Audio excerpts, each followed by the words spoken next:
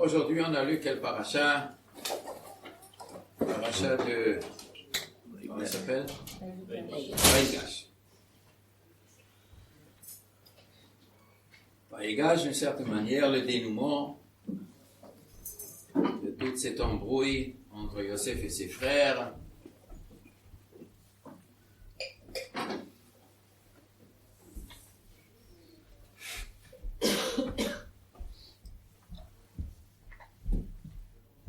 Alors le texte dit,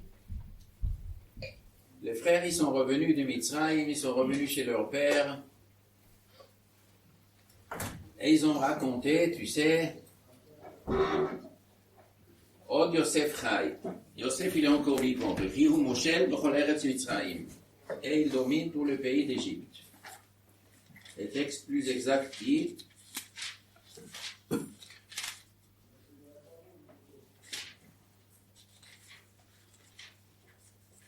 ויגידו לו לאמור עוד יוסף חי וכי הוא מושל בכל ארץ מצרים. ויגידו לו לאמור, ויגידו, ils ont raconté לו, à lui, à Yaakov, לאמור, en disant, עוד יוסף חי, Yosef il est encore vivant. Expression un peu bizarre. Normalement on aurait dû mettre Yosef, עוד חי, Yosef il vit encore. Ou Yosef, Chai Od. Yosef, il vit encore. Mais Od, commencer avec le mot Od encore, on ne commence pas une phrase avec le mot encore. C'est bizarre. Od Yosef Chai. Yosef, il vit encore. Il est resté insensible qu'il aurait mis là, mais il n'aura pas cru. Alors ils ont insisté, ils lui ont parlé de Kol Divrei Yosef, toutes les paroles de Yosef, bon, à la fin, il a quand même cru.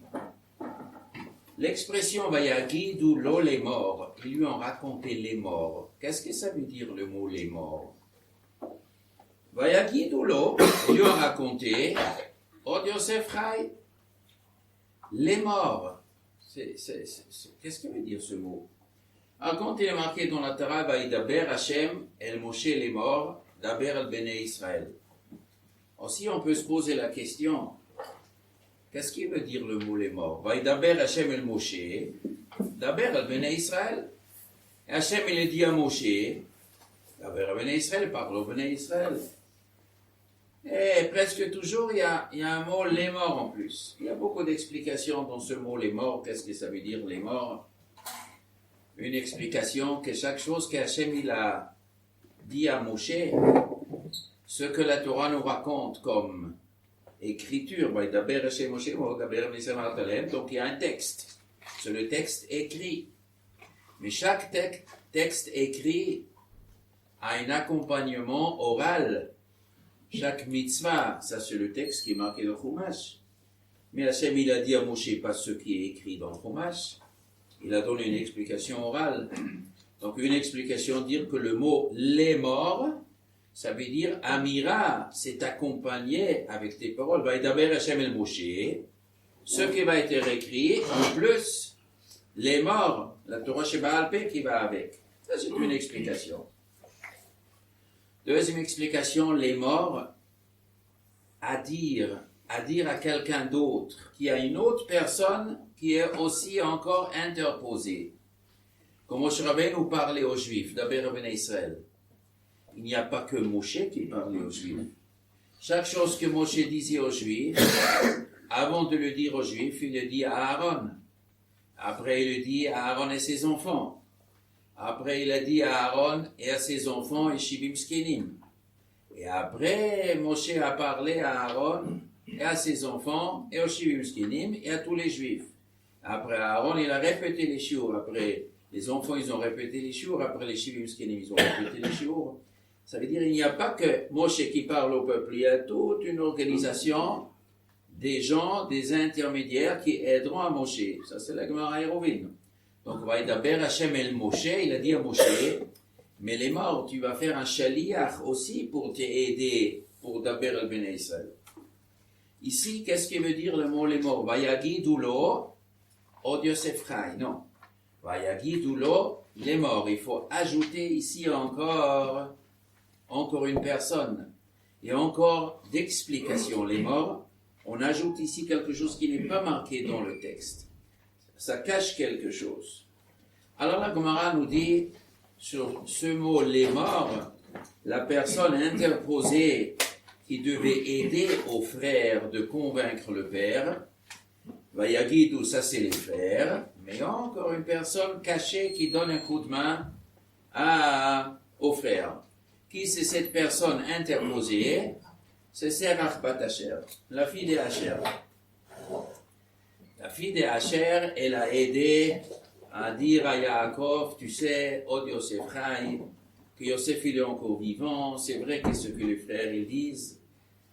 Et le père, il voulait pas tellement croire ce que les frères ils disaient, mais elle a aidé, elle a ajouté, elle a aidé. Qu'est-ce qu'elle a pu ajouter? Qu'elle n'est pas liée avec cette affaire. Elle n'a rien fait de mal si Yaakov ne veut pas croire à ses enfants. Lohem in lahem, parce que il a dit, si c'est vrai qu'il est vivant, donc forcément vous êtes des menteurs, avec cette histoire de la chemise rouge. Si vous êtes des menteurs, alors je ne peux pas vous croire un mot. Oui, mais Serach bat Asher n'a jamais menti. Elle dit c'est vrai, mais d'où elle sait? Comment Serach bat Asher elle peut savoir? Alors Ruach HaKodesh, elle a reçu pour Ruach HaKodesh que c'est vrai. Elle n'est pas soupçonnée de mentir. D'ailleurs, comme Moshe Rabbeinu, il a béni la tribu de Asher, il a dit Baruch mibanim Asher, yi retsui echav. Baruch mibanim Asher. Les frères, ils ont béni Asher. Yi retsui echav, qu'il sera accepté par ses frères. Pas la Torah, mais il apporte tout un médrash. Et les frères, ils ont soupçonné Asher d'avoir dévoilé le secret. Quand Serach bat Asher est venu aider, les frères, ils ont dit, mais qu'est-ce qu'elle fait, cette petite fille-là? Mais d'où elle sait? Elle assure, mais elle sait d'où elle sait. Qui a raconté à Serach bat Asher? Elle ne peut savoir que par son père. Ça veut dire qu'Asher, il a rapiné, il a raconté l'histoire qu'on l'a vendue, qu'elle est au courant. Et Asher, il a reçu des claques des frères. Parce que les frères ne voulaient surtout pas que quelqu'un le raconte. Alors Moshe Rabbeinu, il a prié Baruch, prière où il a constaté Baruch, mibanim Asher. À la fin, Asher, il était béni par les frères. Il était accepté, parce qu'en vérité, Asher n'a pas dit un mot. Asher n'a rien dit. Alors comment il servait Serach bat Asher? Donc c'est spécial. Serach bat Asher, elle a reçu ici un message du ciel, et elle a chanté Od Yosef Chai. Od veut dire encore. Yosef veut dire ajouter. Chai veut dire la vie. Encore ajouter la vie, encore ajouter la vie. Et elle a chanté encore ajouter la vie. Pour qui il faut ajouter la vie? Bon. Ça veut dire Yosef. Yosef, ça veut dire c'est un homme. Yosef, voilà ton fils Yosef, il est encore vivant. Mais c'est pas que la personne de Yosef. C'est pas seulement la personne de Yosef qui est vivant. Si Yosef veut dire simplement la personne de Yosef, il faut dire Yosef, Od Chai. Yosef, il est encore vivant. Si elle dit Od, encore, Yosef, qu'il ajoute Chai, la vie, c'est une prière, c'est une chanson globale d'ajouter la vie. Ajouter la vie à qui? Ajouter la vie d'abord à Yaakov. Vatechi ruach Yaakov avihem. Et Yaakov, il a revécu. Pendant les 22 ans, il était moitié anesthésié. Il était moitié mort dans sa tristesse. Vatechi, il a revécu. Et aussi, comme Rashi raconte, il a retrouvé le Ruach HaKodesh. Ruach HaKodesh, ça donne la vraie vie. Mais pas que pour Yaakov. En vérité, elle parle de Yaakov, il faut ajouter la vie. Il faut que cet événement crée une dynamique d'ajouter de vie. Il faut ajouter. Non? La règle dit, quand quelqu'un il prie pour quelqu'un d'autre, et lui, il a besoin de la chose lui-même, alors le premier qui profite, c'est la personne qui prie. Si quelqu'un il est malade, mais il prie pour un autre malade, si Akadosh Baruch Hu veut écouter la prière qu'il prie pour l'autre, mais ceux qui prient lui-même, il a besoin de guérison, alors d'abord celui qui reçoit la guérison, après l'autre. Serach Batacher, elle a demandé la vie pour Yaakov. Tu sais, grand-père, il faut que tu revis, il faut que tu sors de ta tristesse. Vas-y, revis. Oh, Yosef, ajoute la vie. Alors, c'était un boomerang dans le bon sens, et bien c'est revenu sur Serach. Alors, Yaakov, une fois qu'il était convaincu que c'est vrai, Yosef, il est vivant, et pour lui, ça lui a ajouté la vie. Donc, elle a dit, toi, ma petite fille, je t'ajoute la vie. Que Dieu t'ajoute la vie. Eh bien, que tu vis longtemps. Donc, elle a vécu longtemps. Donc, elle a reçu une vie, d'après un médrash. Elle fait une de 7 personnes qui sont rentrées vivantes dans la Gan Eden. Elle en a vie, etc. D'après l'autre, Amandabar, elle n'est pas rentrée vivante dans la Gan Eden. Elle est niftar, mais elle a vécu très longtemps. Combien d'années elle a vécu? Alors, dans le Chumash, d'abord de ceux qui sortent du Chumash, elle est citée encore à la fin des 40 ans de désert. Quand on compte, on parle de nouveau de Serach Batacher. C'est-à-dire qu'elle a vécu encore à la fin des 40 ans. On trouve dans la Gemara que quand ils ont sorti le cercueil de Yosef, le dernier mot de Sefer Bereshit, Vayusam ba'aron b'Mitzrayim. Yosef, il était posé dans le Aaron b'Mitzrayim. Très bien, comme ça termine. Et Yosef, il a demandé, vous allez prendre mes ossements, vous allez les emporter en Eretz Canaan. Mais ça, entre la mort de Yosef et la sortie d'Égypte, il y a beaucoup de l'eau qui a coulé dans le Nil. Yosef a vécu combien d'années? 110 ans. Et maintenant, il avait 39 ans. Bon, 40 ans. Ça fait, il avait encore 70 ans. Donc, des 210 ans, il faut enlever 70 ans, ça fait 140 ans. 140 ans après cette histoire, plus personne n'était vivant. Mais il y avait une femme qui était vivante, ça c'était Serach Batacher. Donc elle a dit à Moshe Rabbeinu où il se trouve le cercueil. Elle a accompagné Moshe Rabbeinu à la sortie d'Égypte. Elle a vécu pendant que Moshe Rabbeinu est né. Donc depuis ce moment-là jusqu'à la naissance de Moshe Rabbeinu, il y a combien? 210 moins 80, ça fait combien? 130. 130. Bon, si vous dites c'est 130. Donc Serach Batacher, elle a au moins 140 ans. Et le petit Moshe vient de naître. Elle a une vieille dame de 140 ans. Et bien Moshe Rabbeinu naître. Mazal Tov, il est venu. Moshe Rabbeinu, il est avec 80 ans. Donc elle a quel âge? 220 ans. Donc on va sortir. Donc elle vient chez Moshe. Elle raconte où il est enterré. Et après elle passe les 40 ans dans le désert. Moshe Rabbeinu va mourir, mais elle est toujours là.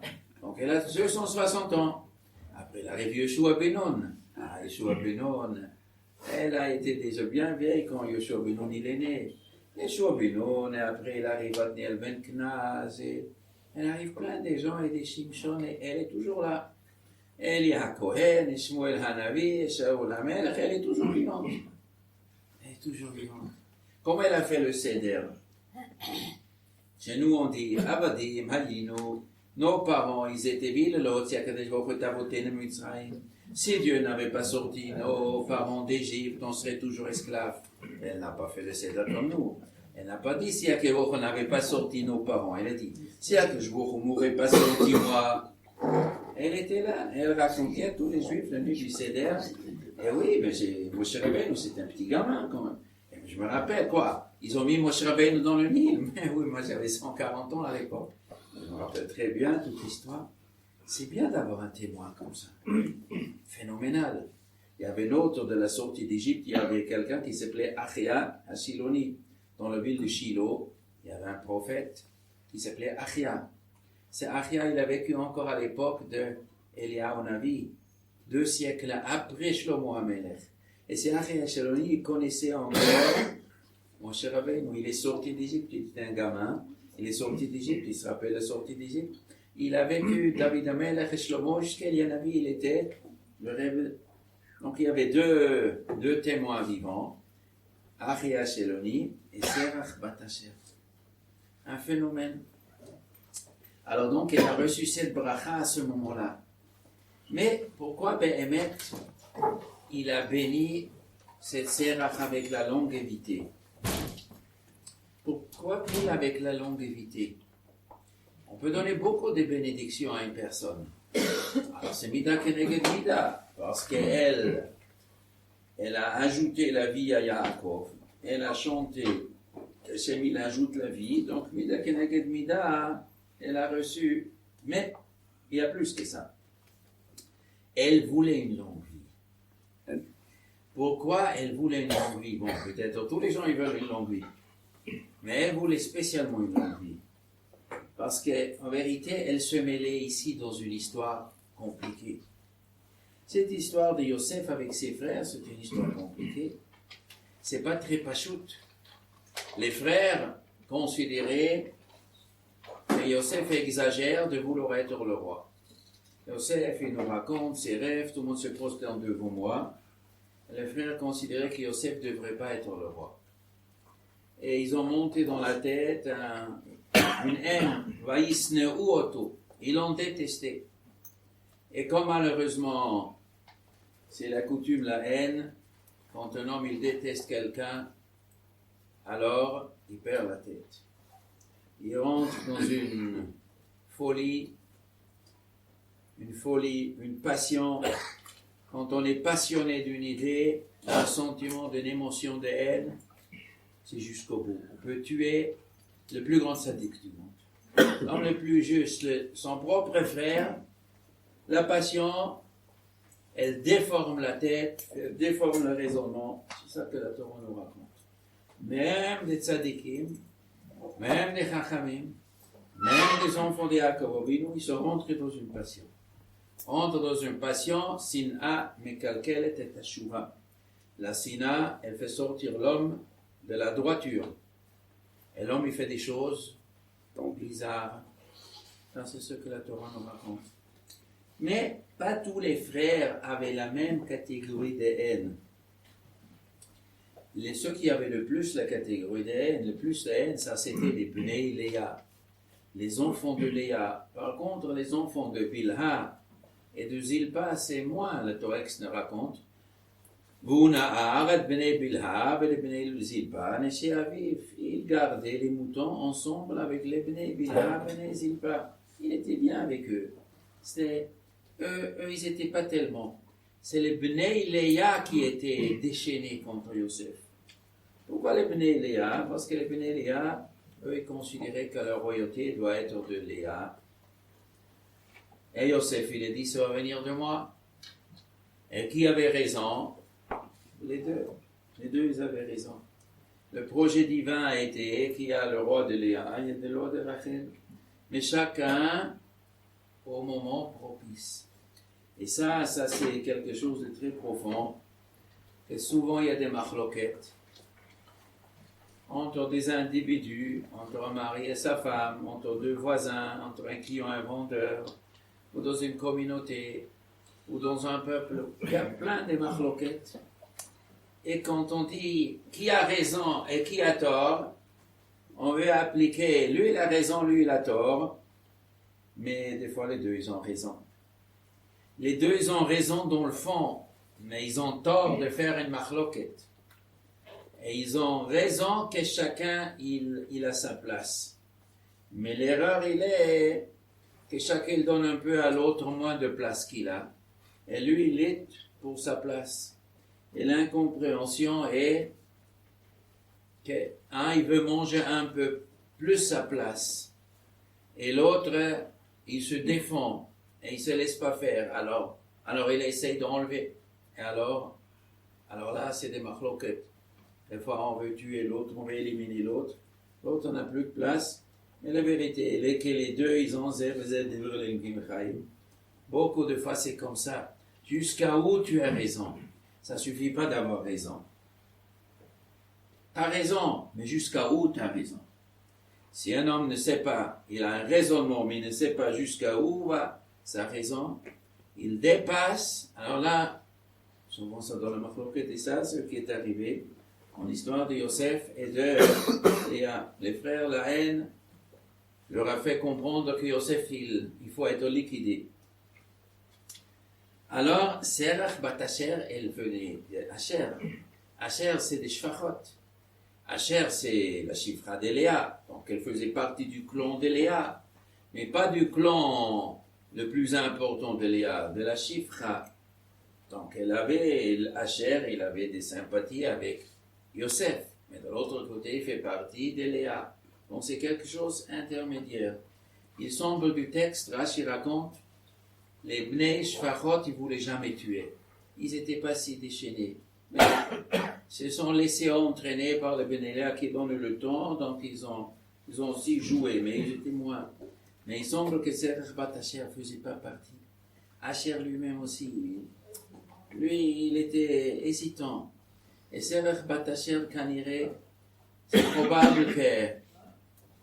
très probable qu'Asher, il a dit à sa fille Serach, il a vu que sa fille Serach, elle est spéciale. Il a dit, toi, surtout tu ne te mêles pas dans notre machloket. Toi, ne cherche pas le mal de Yosef.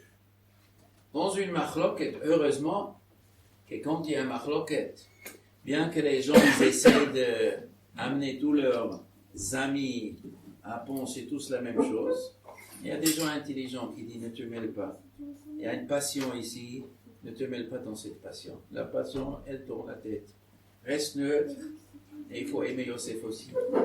Si elle a réussi à convaincre Yaakov, on ne peut convaincre quelqu'un que si on y croit soi-même à la chose.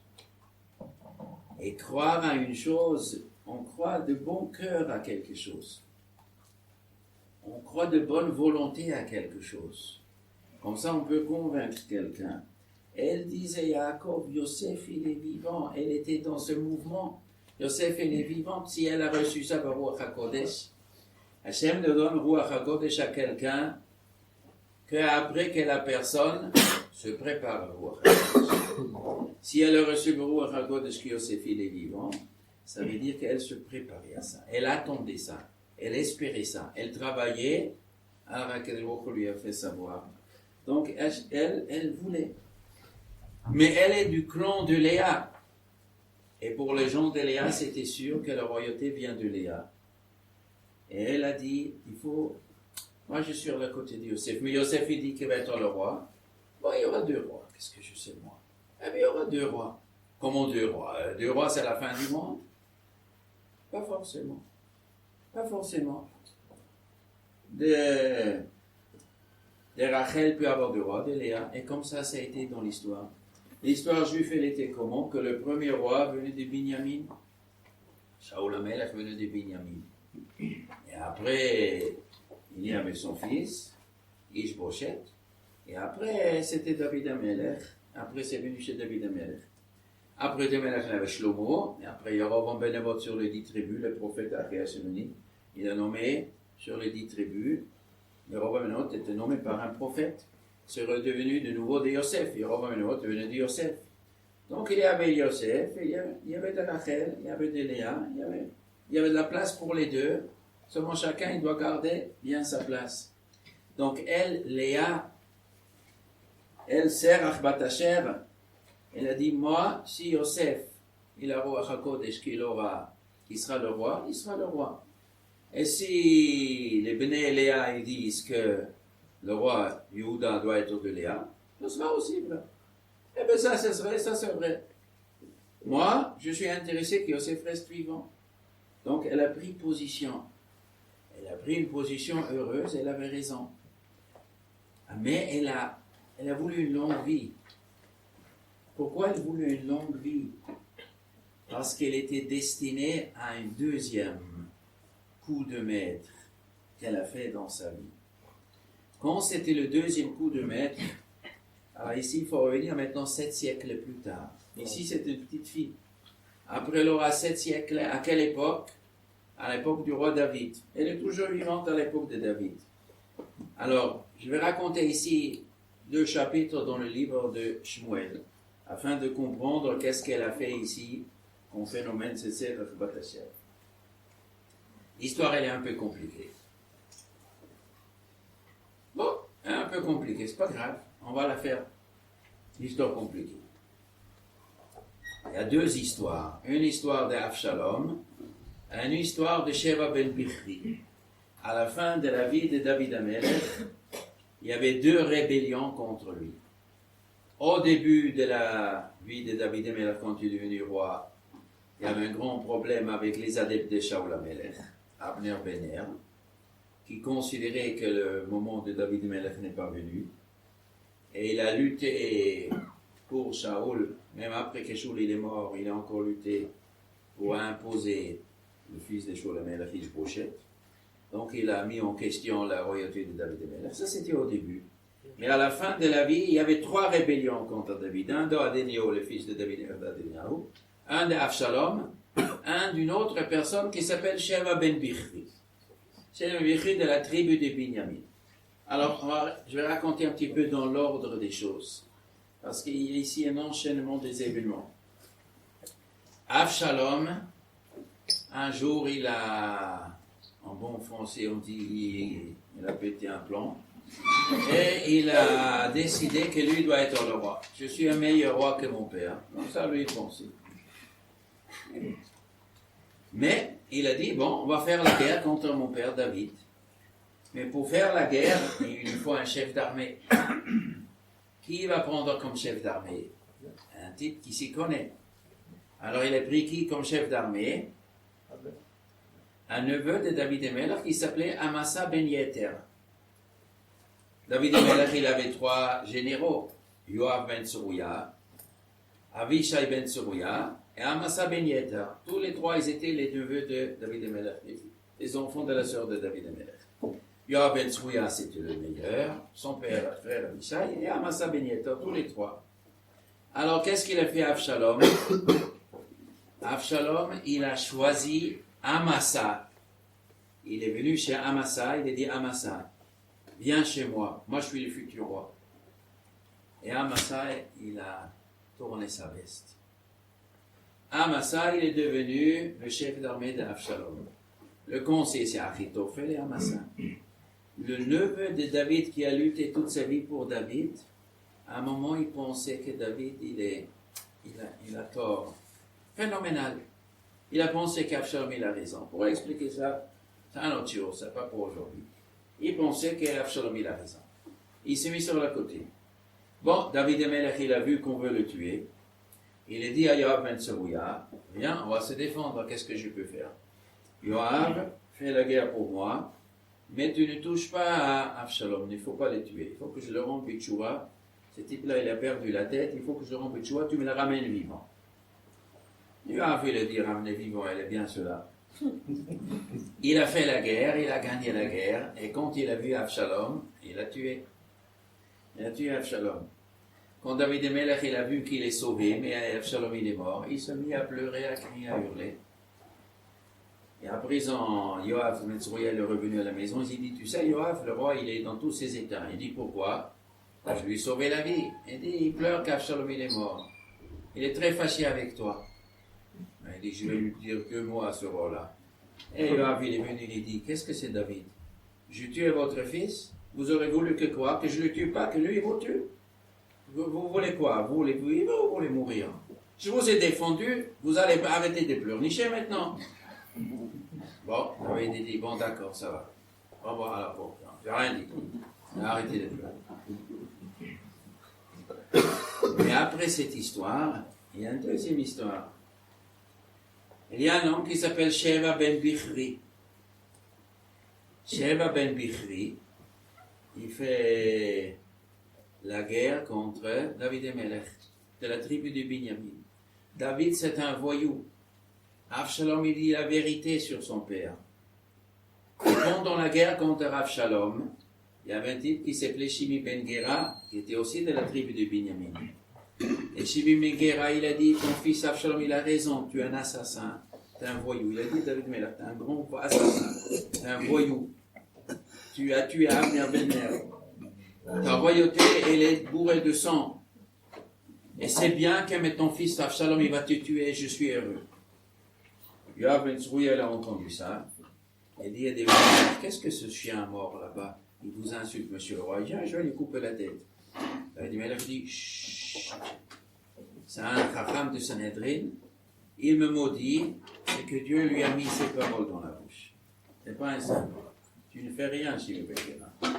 Dieu il a voulu, j'ai fauté, alors ça c'est ma punition, tu ne fais pas de mal. Très bien.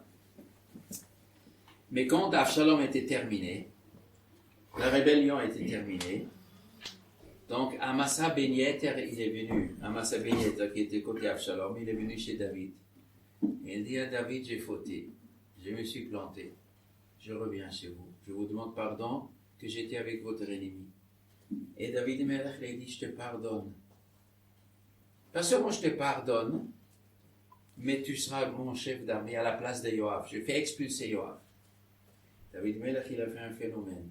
Yoav qui a défendu la vie de David, il a dit, je le destitue comme chef d'armée. Et toi, Amasa, qui tu étais un traître, tu es parti avec mon fils le traître, tu viens chez moi, je te mets à la place de Yoav. Qu'est-ce qui se passe dans la tête de David? Il faut comprendre. Et Yoav, il a vu qu'Amasa, il s'est mis à sa place. Il dit, qui c'est? Mais hier, il était chez l'ennemi qui voulait tuer. Maintenant, il est le chef d'armée. Ça, c'est Amasa. Bon. Le lendemain, il arrive chez Ben Bichri. David Melech, c'est un gangster, c'est un assassin, il faut le faire descendre. Non. Yoav ben Tserouya. Et David Melech, il dit, il faut aller chercher ce chef Ben Bichri, il faut le tuer ce chef Ben Bichri. Il se rebelle de nouveau. Alors, qu'est-ce qu'il fait? Il me faut un chef d'armée. Il prend qui comme chef d'armée? Amasa. Il dit à Amasa, viens Amasa. Vas-y, tue le chef Ben Bichri.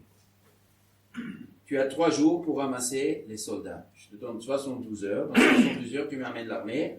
On va aller contre le chef Ben Bichri. Non, et Amasa, il part. Et qu'est-ce qu'il fait? À la place de ramasser les soldats, il va à la yeshiva étudier. Il va à la yeshiva étudier. 3 jours sont terminés. Et l'armée n'est pas là. Alors David il dit, aïe, l'armée n'est pas là, il y a un problème. Ouh là là, chef Ben Bichri va convaincre. C'est marqué, tous les juifs, ils ont suivi chef Ben Bichri. C'est un phénomène. Tous les juifs, ils avaient comme roi 40 ans, le roi David, et tout le monde savait Tzadik Kadosh. Un homme, il était capable de tourner la tête. David Melech, c'est un assassin. Il y a un phénomène dans la politique, dans les sentiments, il a tourné la tête à tout le monde. Alors David dit, quand Yoav ben Tserouya dit, écoute, Amasa n'est pas là, et bien toi, je te nomme de nouveau chef. Alors tu viens à moi, et tu vas courir derrière chez Ben Bichri. Non, très bien, Yoav. On l'a remis à sa place. Yoav, il prend l'armée, et il part, et qui vient? Amasa. À la fin, il est sorti de la yeshiva, oui, j'ai oublié, le roi Shaoul, le roi David, il m'a demandé. Non, Yoav ben Tserouya, il va à Amasa. Il attrape la barbe, il dit, ah, ça va, monsieur, copain, ça va bien, il prend le couteau et le tue. Et tu es Amasa. Amasa, hier il était avec Avshalom, il voulait tuer avec David. Aujourd'hui, il se fait le grand copain de David. Et hier, tu étais avec les traîtres. Il a liquidé. Très bien, il a liquidé. Et après, on court derrière Sheva ben Bichri. Sheva ben Bichri, il voit que Yoav, il vient. Avec Yoav, ça rigole pas. Alors ils sont enfermés dans une ville, cette ville elle s'appelle Abel. Elle appartenait à la tribu des Béniamines. Lui, il était la tribu des Béniamines, c'était ses copains. C'est une ville forteresse. Yoav ben Tserouya, il vient avec son armée, il encercle la ville. Il encercle la ville. Sheva ben Bichri, il est dedans. Et lui, il est dans la ville. Ah, cette ville, c'est les amis de Sheva ben Bichri. Ils se rebellent contre le roi David. Ceux qui se rebellent contre le roi David, Mored Malchut Chayav Mita. Donc Yoav ben Tserouya, il donne l'ordre, nous allons rentrer dans la ville, on va faire un bain de sang. Ils aident à Sheva ben Bichri. Alors, il y a une vieille dame dans cette ville. Et qui c'est cette vieille dame? Notre sœur Matashir, celle qu'elle connaît Yaakov Avinu. Elle est dans la ville. Alors il se met à la fenêtre, il dit, hé Yoav! Yoav, oui, madame. Je peux te parler? Oui, madame, vous pouvez me parler. Vous savez qui je suis? Non, je ne sais pas qui vous êtes. Vous n'êtes pas très jeune, ils sont. J'ajoute, ça c'est mon propre truc. Les ajoute. Il dit, je suis Serach Bat Asher. Ah, Serach Bat Asher. Serach Bat Asher. Oh là là. Vous avez 700 ans, vous, madame. Vous avez connu Moshe Rabbeinu. Oh là là. Mes respects. J'ai pas vu le dialogue, mais je m'imagine qu'il a entendu ça. Il a changé un petit peu, il a remis son couteau, son épée dans la... Oui, madame, qu'est-ce que je peux vous faire pour vous? Alors il dit, tu veux massacrer toute la ville, toi? Dis-moi. Dis-moi, tu veux massacrer comme ça la ville? Tu es sans négociation, on tue? Quoi? Sans négociation, on tue? Quoi? Tu penses que toute cette ville, c'est des rebelles? Mais il avait dit, il y avait un Sheva ben Bichri, il est contre le roi David. Il dit, et tous les gens, ils sont ses associés? Comme ça, tu as jugé? Tu es un peu vide dans ta besogne là. Il dit, qu'est-ce que vous... Alors, c'est quoi? Alors, madame, qu'est-ce que vous dites? Il dit, attendez, il y a beaucoup d'innocents. C'est une immense ville. C'est des gens bien. Quand tout le monde, il est tordu, vous pensez? Parce qu'un gangster, il est dans la ville, alors tout le monde, il est tordu. Comme ça, vous jugez. Il dit, alors dites-moi, madame, qu'est-ce qu'il faut que je fasse? Il dit, tu te calmes. Mais Yasheva ben Bichri veut tuer le roi David. Il dit, je vais m'arranger. Calmez-vous, on va s'arranger. Alors, qu'est-ce qu'elle a fait, Serach Bat Asher? Elle est réunie les chefs de la ville. Ils ont dit, Sheva ben Bichri, il est contre le roi David, c'est pas bon. On n'a pas le droit de garder ce monsieur. C'est un mauvais de Malchut. Ils ont dit, si vous le dites, madame, vous êtes le posé Kalacha, vous dites comme ça, il faut donner, il faut donner. Alors ils ont pris Sheva ben Bichri, ils ont tué Sheva ben Bichri, et le maire de la ville, elle a dit, monsieur Yoav, c'est bon, voilà, madame, elle vous donne la tête de l'ennemi. Très bien. Alors Ben Soroya, il est parti à la maison. Elle a sauvé toute cette ville. Serach Bat Asher a habité dans cette ville. Elle a sauvé cette ville. Et David Amelech, il était heureux. Ouh! La grand-mère, elle m'a sauvé que je n'ai pas baigné mon épée dans le sang injuste. Presque, Yoav ben Tzuria, il aurait tué des gens qui étaient innocents. Elle m'a sauvé. Déjà une fois, David Amelech, quand il était jeune, il voulait tuer une fois Navala Carmeli. Et la femme de Navala Carmeli, Abigail, est venue chez David Amelech. Il a dit, calmez-vous, vous êtes le roi, mais il ne faut pas toujours utiliser les prérogatives d'un roi. Il faut faire attention de pas... Il faut que vous restez roi, mais il ne faut pas verser le sang. Faites attention, elle lui a sauvé. Et David Amelech, il a remercié Abigail. Heureusement que vous m'avez stoppé dans mon élan. Maintenant, de nouveau, Serach Bat Asher, elle a sauvé. Serach Bat Asher, elle était ici entre deux. Sheva ben Bichri, qui est la tribu de Binyamin, qui est l'enfant de Yosef, qui est l'enfant de Rachel, et David Amelech. Elle dit, cette fois-ci, c'est David, il a raison. La première fois, quand j'étais jeune, il y avait une dispute entre les Bnei Léa et Yosef, qui est le roi. Et les Bnei Léa considéraient qu'il faut liquider Yosef. Ils avaient tort. Yosef, il doit vivre et Yosef doit être le roi. Aujourd'hui, 7 siècles après, c'est le contraire. Aujourd'hui, c'est David, il est nommé roi. Sheva n'a pas le droit. Sheva n'a pas le droit. Il faut inverser maintenant le rôle. Mais il faut que ça se passe sans qu'il y ait de verser du sang des gens innocents. Ça, c'est ce qu'elle a demandé à Yaakov. Elle a dit, Yaakov, je voudrais une bracha. Quelle bracha tu veux, ma petite fille? Je veux vivre longtemps. Je veux vivre longtemps? Oui, grand-père, je veux vivre longtemps. Parce que moi, j'ai toujours voulu que Yosef il sera le roi.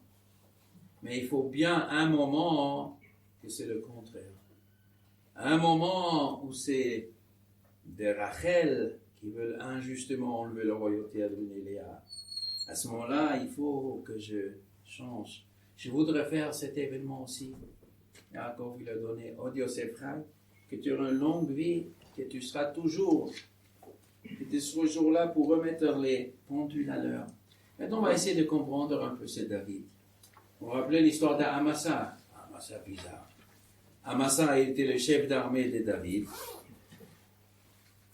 Et quand Avshalom il a fait la rébellion, alors Amasa il s'est mis sur le côté d'Avshalom. Et Yoav il a défendu David. Et comme récompense d'avoir défendu David, Yoav il s'est fait destituer. Une fois qu'Avshalom il est mort, David il reprend Amasa. Yoav n'a rien compris, il a tué Amasa, mais Amasa c'est un traître. Et pourquoi David il a repris Amasa? Alors il faut connaître une autre histoire. Le jour que David il a tué Goliath à Plishti, on se rappelle l'histoire. Goliath à Plishti, Shaoul Amelech, il était là, il ne savait pas quoi faire avec ses Goliaths, il tremblait de peur. Il a dit, celui qui va tuer Goliath, je lui donne ma fille. Est venu David, il n'y a pas de problème, monsieur le roi, je n'ai pas peur, je veux tuer ce type-là. Et il a tué. Il a tué. Non, une fois qu'il a tué, Shaoul, il a dit à Abner, c'est le fils de qui? Ben-Mi Zéhanahar. C'est le fils de qui ce type-là? Qui est son père? Il a dit Ben Yishai Betalachmi. C'est le fils de Yishai de Betalachem. Voilà le texte. Sur ça, la Gemara demande la question. Shaoul Amelech, il a demandé, c'est le fils de qui celui-là? Mais Shaoul, il le connaissait très bien. Il le connaissait très bien. Parce qu'un petit peu avant, quand Shaoul il a fait sa dépression, quand il est devenu un peu dingue, on lui a dit que quoi? Il faut un musicien qui va lui chanter un petit peu les télim. Et on a amené David Amelech. Et David Amelech, il était devant Shaoul, il chantait les télim, Emouna, Bitachon. Et ça faisait un bien fou pour Shaoul. Il a retrouvé les Mounagas, il connaissait David. Il a été le fils de Yishai. Yishai était le plus grand Rosh Yeshiva des Juifs. C'était le Gadolador, Yishai. Et Shaoul le connaissait très bien. Et une fois qu'il avait tué Plishti, il demande à venir, mais c'est le fils de qui celui-là? Et tu le connais très bien. Alors Gemara explique que la question que Shaoul il a demandé, une fois qu'il a tué Goliath, il faut que je lui donne ma fille. Alors je vais marier ma fille à ce David. Mais ce David, il a le droit de se marier avec une fille juive. Pourtant, je sais très bien qu'il vient de Yishai. Et Yishai descend de Oved, qui descend de Ruth Moabia. Et la Torah, elle a interdit aux Moabim de se marier avec nous. Donc, est-ce que Bémet s'est permis de se marier? Je peux donner ma fille? Il demande à Avner, je peux donner? Alors Avner, il a répondu, oui. La halakha, il dit Ammoni, velo Ammonite, c'est seulement les hommes, Ammoni, les femmes, Ammoni et Moabi, les femmes, c'est permis. Bon, très bien, Baruch Hashem. Il arrive Doeg à Adomi, un autre grand chacham, qui détestait David, qui est jaloux de lui. Il lui dit, mais non, attendez. La Torah, elle a interdit de se marier avec Mitzrim aussi. Mitzri, jusqu'à la 3e génération, Mitzri, Philo-Mitzrit. La Torah ne fait pas de différence entre les hommes et les femmes. Alors, Mitzrit aussi, alors Ammoni, Moabit aussi, les femmes. Alors Avner, il dit, mais non, attendez. Fais pas un truc. Chez Mitzri, il n'y a pas de différence entre homme et femme. Mais pour Ammoni, Moabit, la Torah dit, à la Shalouki de mettre un balai parce qu'ils ne sont pas venus pour vous présenter le pain de l'eau. Mais c'est les hommes qui doivent présenter le pain de l'eau à notre peuple, pas les femmes. Donc les femmes n'ont pas fauté. Alors Doeg, il a dit, mais les femmes, elles auraient pu sortir apporter de l'eau et de pain pour les femmes. Alors Avner, il ne savait pas quoi répondre. Alors ils se sont préparés, ça y est, il a gagné à Doeg. David Amelech, il est assourd de se marier avec une femme juive. Et Shaoul, il dit, on va interdire dans ces cas-là. Il est arrivé à un monsieur. Qui c'est ce monsieur? Amasa. Le neveu de David Amelech. Il arrive à Amasa. Amasa, il avait un père. Comment il s'appelait son père? Mitra. appelé Yitra. Il était juif, évidemment, il était juif, qu'est-ce que tu veux. C'était le gendre de Yishai, il s'est marié avec la sœur de David. Amasa ben Yeter ha-Israéli. Amasa, le fils de Yeter, Israéli, le juif. Comme ça, il est marqué une fois dans la Tanakh. Il y a un deuxième passage dans la Tanakh.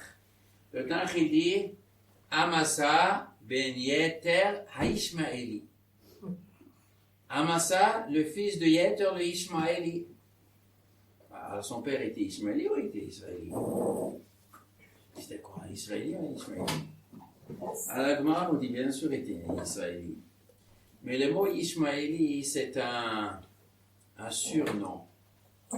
Parce que quand il est venu à Massa, il a entendu la discussion si David Melech il peut se marier avec la fille de Shaoul. Il entend la discussion. Doeg, il dit, les hommes et les femmes, c'est un sourd d'Amon. Avner, il dit non, à mon niveau, le Moavi. Amasa, il se mêle, il dit la halakha, elle est comme Avner. Je vous dis, la halakha, elle est, à Moabit, c'est permis. Et ceux qui n'est pas d'accord, je lui coupe la tête. Alors, c'est marqué, il a fait comme un Ishmaéli. C'est la spécificité Ishmaël. Si on n'écoute pas la halakha, on coupe la tête. Déjà à l'époque, ça a été comme ça. Parce qu'en vérité, Avner aussi, il avait une épée. Tous les juifs, ils avaient, David, Shaoul aussi, il avait, tout le monde, il avait une épée. Mais la Gemara nous dit, Chagar, Charbo, ki Ishmaéli. Amasa, il a sorti son épée comme un arabe, en disant, je coupe la tête. Et Avner, il ne coupait pas la tête des gens, Yoav ne coupait pas. Oui, mais il coupe pour des raisons politiques. Et parce que l'autre n'accepte pas la halakha. Amasa, il a dit la halakha, elle est comme Avner.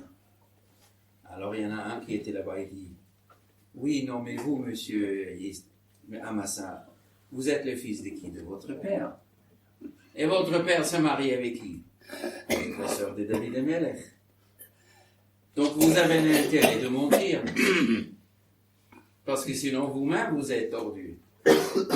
Et lui aussi, il se mariait. Il lui, c'est un petit-fils de Yishai. Alors, c'est pas ça ce que vous dites. On ne vous croit pas. Alors, Amasa, il dit, vous ne me croyez pas? Eh bien, allez-y, c'est Shmuel. Au Bedin de Shmuel Anavi. Le Bedin de Shmuel Anavi, il est là. Vous pouvez consulter. Shmuel Anavi, il était pour sec à mon niveau de Harmonite. Ça y est. Et David, il a pu se marier avec Amasa. Il a fait quelque chose pour David que personne d'autre il a fait. Shaoul HaMelech, qui était la tribu de Binyamin, avec Avner, avec Doeg HaAdomi, et toute la bande là-bas des Rappanim qui étaient autour, ils voulaient décider que David HaMelech, il n'a pas le droit de se marier avec une femme juive. Donc la royauté ne sortira pas de David HaMelech. Il est passé là au Bakal. Il est venu à Massa, il est dit, il est caché. David HaMelech, il est caché. Amasa, il a sauvé devant tout le monde. Mais Amasa, oui, David HaMelech, il a le droit d'être honorant. Maintenant, Amasa, il a dit à quoi? À Avshalom. Avshalom, il a raison de tuer David. Pour un moment, il a perdu la tête.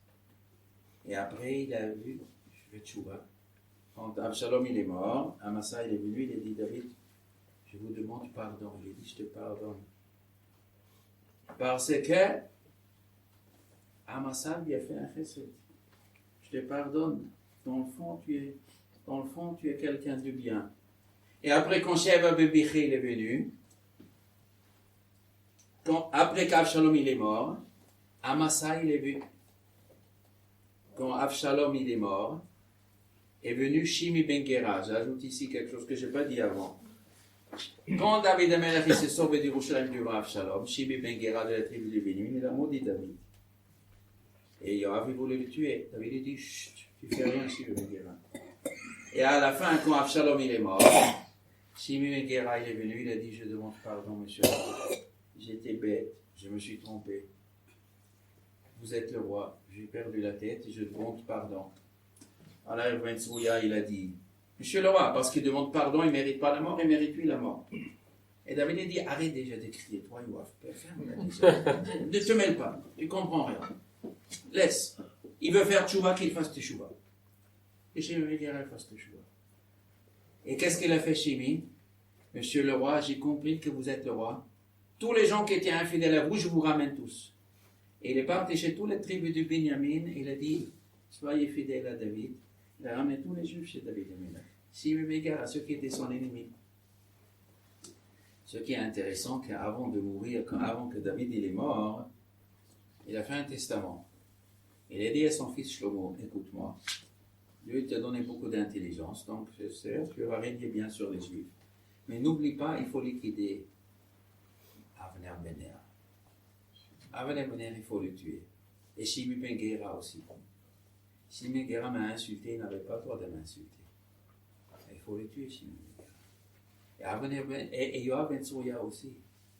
Yoav Ben Tsouya, il avait tué Avner Ben-Er injustement, et Yoav Ben Tsouya, il a tué Amasa injustement. Et il faut qu'ils ont un capara dans ce monde. Il doit liquider ces deux-là. Et Shimi Ben Gera aussi. Et pendant qu'il était vivant, David, il a défendu Shimi. Ça est marqué dans Chazal. Et Shimi Ben Gera, après cette histoire, il avait un enfant. Et cet enfant, il avait un enfant. Et cet enfant, il avait un enfant. Et la suite, vous comprenez tout seul. Il y avait encore un enfant. Jusqu'à qui? Jusqu'à Mordechai. Mordechai, Haïgoudi, Ben Shimi. Ben Shimi, Ben Shimi. Il est descendant de Shimi. David Melech, il a vu que viendra Mordechai. Et il est de la tribu de Binyamin. Et lui, il va sauver le peuple juif. Mais Shimi, il a en lui cette neshama. Pour le moment, on ne fait rien, Shimi. Une fois que son fils il est né, après, chaque chose a son temps. Mais on va essayer de comprendre un petit peu mieux. Cette histoire entre Rachel et Léa, qui est le roi? Quelle peut mettre la différence? De quoi ils discutaient? Ça, c'est énigmatique dans toute cette histoire. Qu'est-ce qu'ils veulent dire, Yosef? Eux, ils ont dit que le roi va être de la tribu de Léa. Yosef, il a dit, c'est de moi.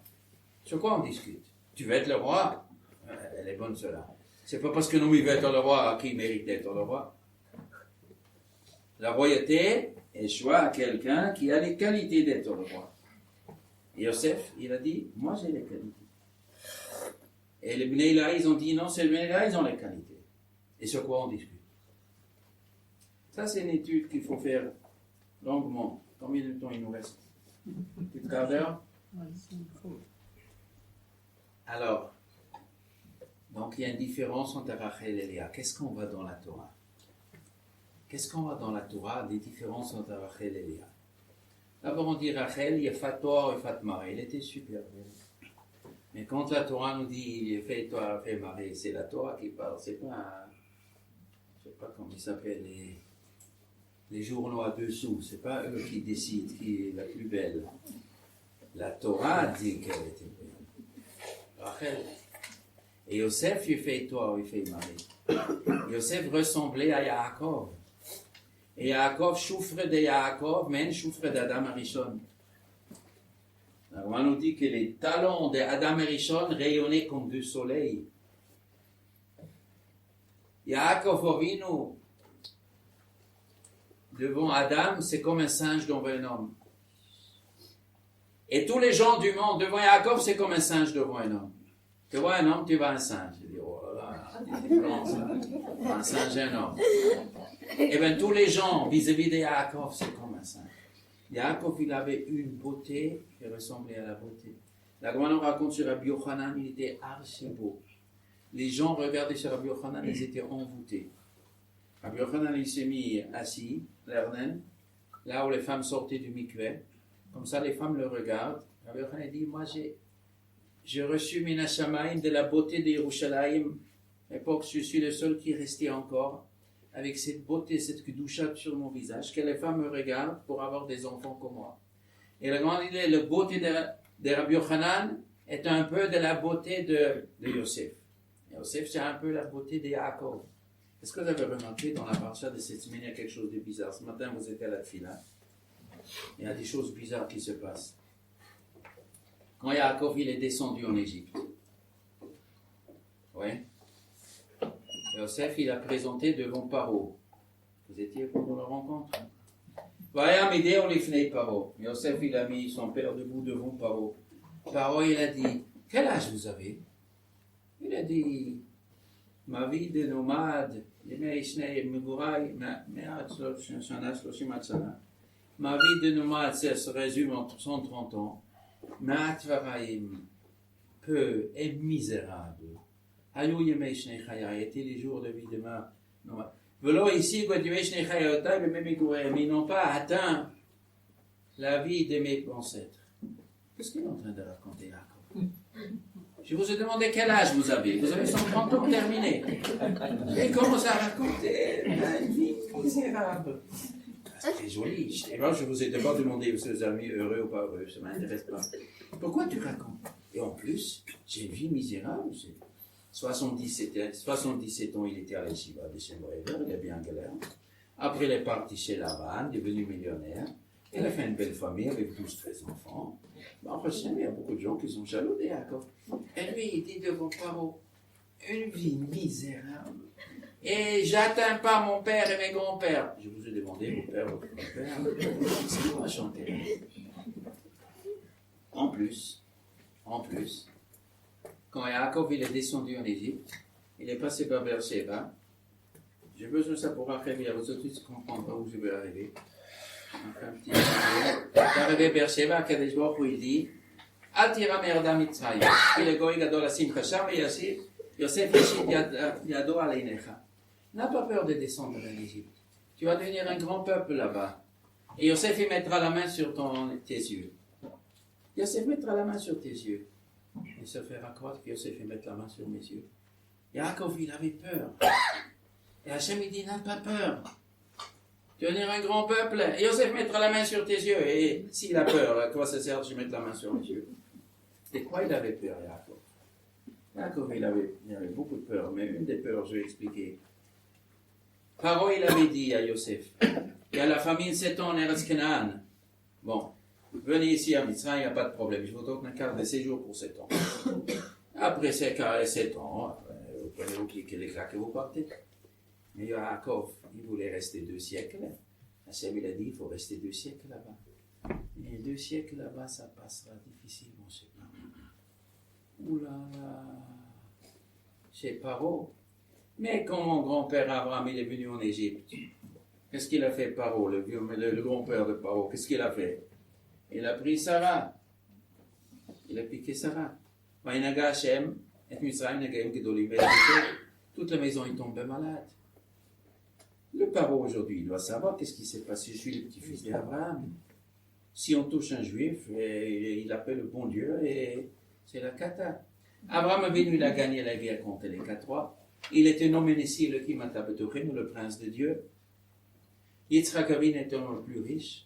Et tout le monde est demandé de faire la paix avec lui. Avimelech.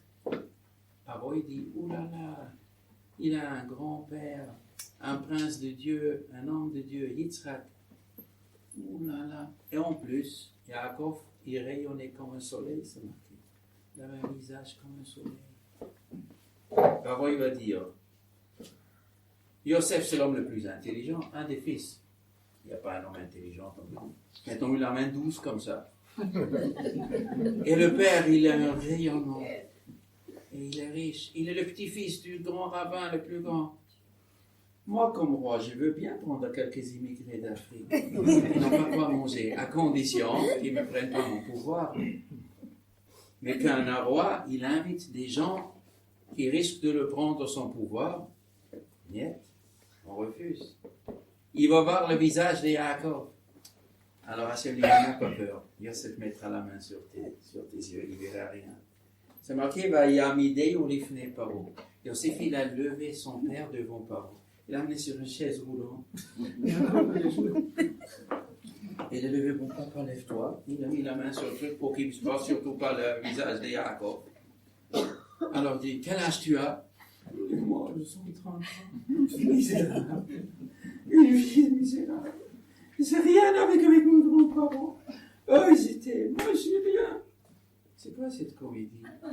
C'est pour enlever à Paro, pour que Paro ne soupçonne pas qu'il est comme Abraham et Yitzhak, j'ai rien, eux ils étaient des tzadikim et trucs. Moi, ma vie c'était une vie ratée. Ah bon, ça va. Alors c'est pas si grave. Maintenant, il est brillant et il vient dans une ville pour se réveiller. Un homme brillant, il y a des gens dans la ville, ils ne veulent pas. Il faut rentrer par la petite porte. Plus que tu es brillant, puissant, il faut rentrer par la petite porte. Il est rentré. Tout de suite, c'est marqué Vayet, c'est venu pour après, et tout de suite, il est parti. Avant que Pabo remarque qu'on vient jouer une comédie, il est tout de suite parti, et il est installé. Après, il est resté 2 siècles. Il faut jouer la comédie. En tout cas, où je vais arriver. Yaakov était d'une beauté phénoménale.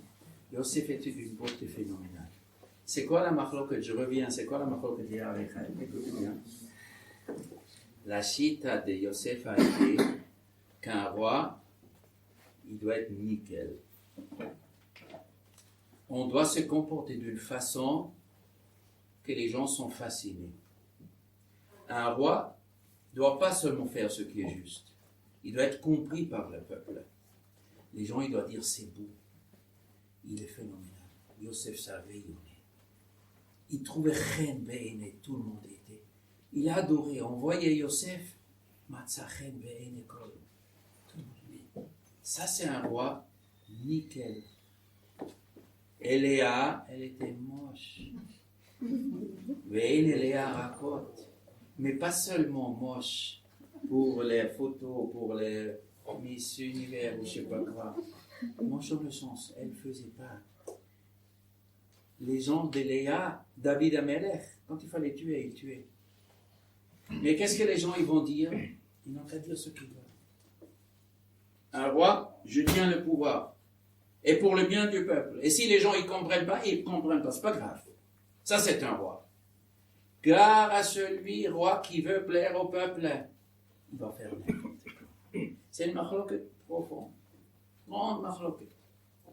Pour la royauté, pour un directeur d'école, pour un rave, pour un directeur d'entreprise, pour monsieur tout le monde. Ce que je fais, je dois faire ce qui est juste ou je dois être compris par le peuple. Juste. Il y a 2 stades. Si tu n'es pas compris, on dit sur Rabbi Kveger, il a dit un rave qu'on ne veut pas renvoyer de la ville n'est pas un bon rave. Mais s'il se fait renvoyer, ce n'est pas un mensch.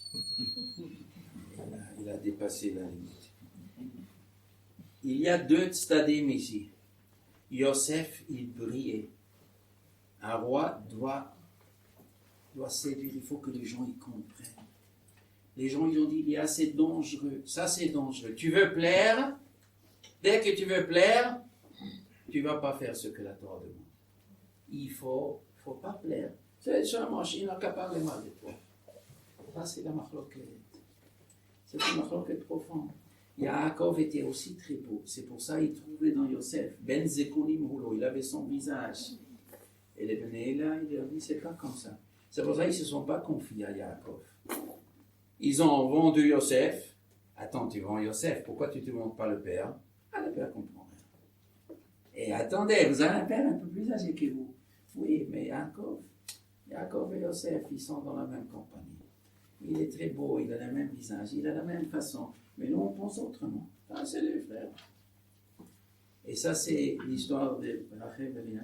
Et ici, il y a une femme, Sarah Batacher. Elle était plus intelligente que tout le monde. Il faut les 2. Et à Yosef, il y a des moments où Yosef doit être le roi. Il y a des moments où Benéla doit être le roi. Et quand elle est petite, elle chante Od Yosef Rai. Maintenant, c'est le moment de sauver Yosef. Et Yosef, il doit être le roi à un moment. Il ne faut pas les liquider. Il y a un moment où c'est le l'inverse. Sheba ben Bichri, il a tort. C'est David qui a raison. Eh bien, il faut faire Verlan. Mais pour le faire dans 7 ans, dans 700 ans, il faut que je suis vivant. Donc, elle a reçu cette bracha que tu seras vivante même 7 siècles après. Shabbat tov.